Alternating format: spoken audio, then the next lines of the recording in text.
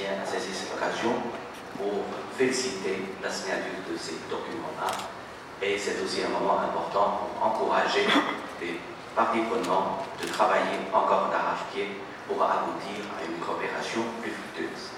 Les investisseurs chinois ont toujours la confiance sur l'avenir de Maurice, sur la coopération entre la Chine et Maurice.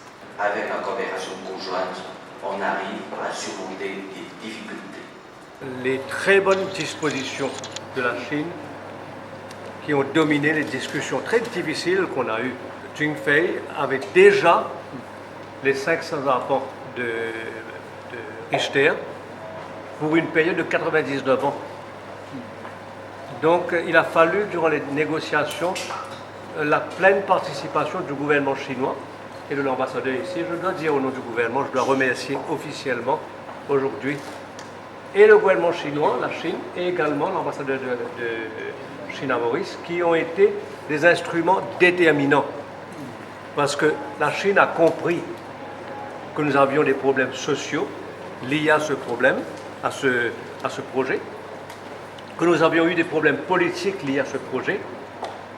Donc la Chine a compris, Beijing a compris, et pour lui doit remercier Beijing, remercier aussi l'ambassadeur pour la grande flexibilité adoptée lors des négociations qui fait que ce projet repart sur une base beaucoup plus solide. Je peux vous assurer d'une chose, et il y a ici mes collègues, les vice-premiers ministres et ministres qui sont présents, je peux vous assurer d'une chose, le projet Jing Fei va aller de l'avant et très bien encore. Très bien. Et des dizaines de milliards de roupies seront investis dans les 4 ans qui viennent sur ce site de Jing Fei. Il y a le Smart City de Jing Fei qui est développé par le Shanxi Group, qui recouvre 75 arpents. Je vous rappelle que les 75 arpents représentent les investissements du groupe dans l'infrastructure à Richter. Une fois ce projet terminé, Jing Fei a accepté d'investir l'équivalent de 5 milliards de roupies encore dans cette zone de 75 arpents. Une fois que ces investissements auront été complétés, les 75 arpents auront été occupés, Jing Fei passera donc à la phase 2 du projet sur 100 arpents. Ça, c'est le premier projet, le premier Smart City de Jing Fei.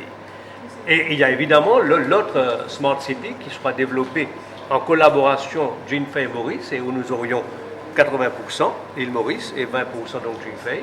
C'est un projet donc qui implique un deuxième Smart City sur le thème de logistique portuaire. C'est-à-dire que le projet cet énorme projet portuaire qui s'étend de Grande Rivière et qui s'étend jusqu'à Baie du Tombeau va s'étendre maintenant jusqu'à Jing Fei pour comprendre donc un port qui sera possiblement le port le plus moderne de la région dans les 10 ans qui viennent. Nous espérons, nous souhaitons vraiment que l'une des plus grandes banques mondiales, le Bank of China est quand même la plus grande banque chinoise avec 39 branches à l'étranger.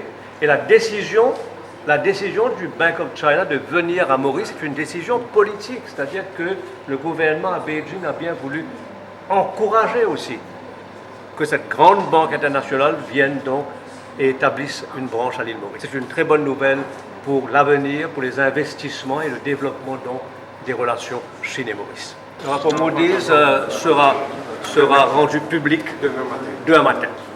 Un petit peu de patience, je vous laisse sur votre faim.